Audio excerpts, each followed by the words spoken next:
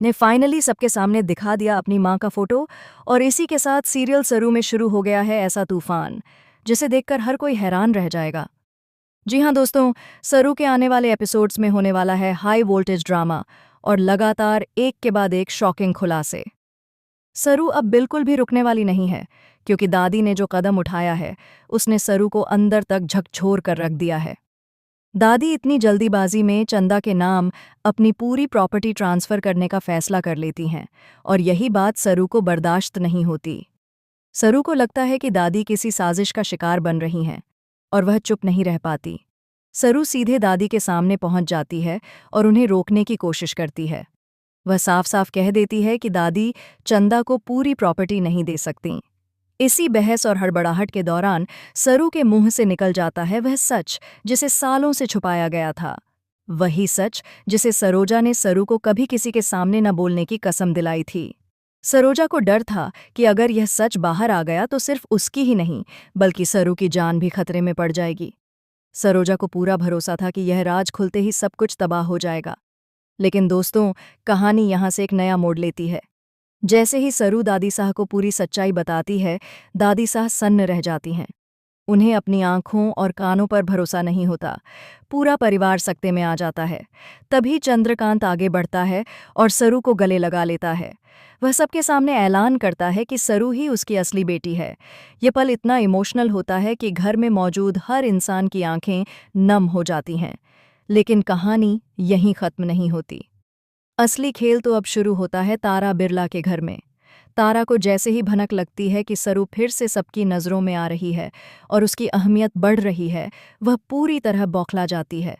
तारा को डर सताने लगता है कि कहीं सरू उसकी दुनिया दोबारा न छीन ले। इसी डर में तारा एक खतरनाक चाल चलती है। वह अपनी तबीयत खराब होने का नाटक रचती है। अचानक वह बेड पर लेटी हुई दिखाई देती है, सांसें तेज, आंखों में आंसू और चेहरे पर कमजोरी। वेद घबरा जाता है और अपनी माँ के पास दौड़कर आता है। तारा वेद को इमोशनल ब्लैकमेल करते हुए कहती है कि उसकी तबीयत बहुत खराब है और वह कभी भी इस दुनिया से जा सकती है, लेकिन मरने से पहले उसकी एक आखिरी ख्वाहिश है। वेद घबराते हुए पूछता है कि माँ, आपकी आखिरी ख्वाहिश क्या है? और तभी तारा ऐसा जवाब देती है जिसे सुनकर वेद के पैरों तले जमीन खिसक जाती है। तारा कहती है कि वह वेद की दूसरी शादी देखना चाहती है, वो भी वामिका से। तारा वेद से वादा मांगती है कि वह वामिका से शादी करेगा। वेद पूरी तरह टूट जाता है। वह सोचता है कि जिस सरू से वह जान से ज्यादा प्यार करता है, उसके होते हुए वह दूसरी शादी कैसे कर सकता है।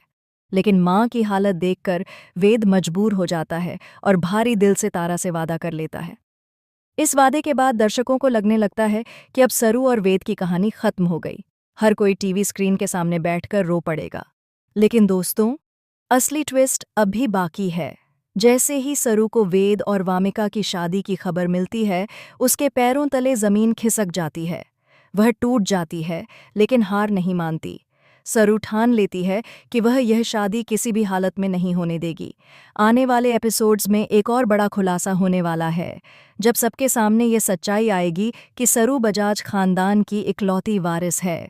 जैसे ही ये राज खुलेगा, पूरे घर में हड़कंप मच जाएगा।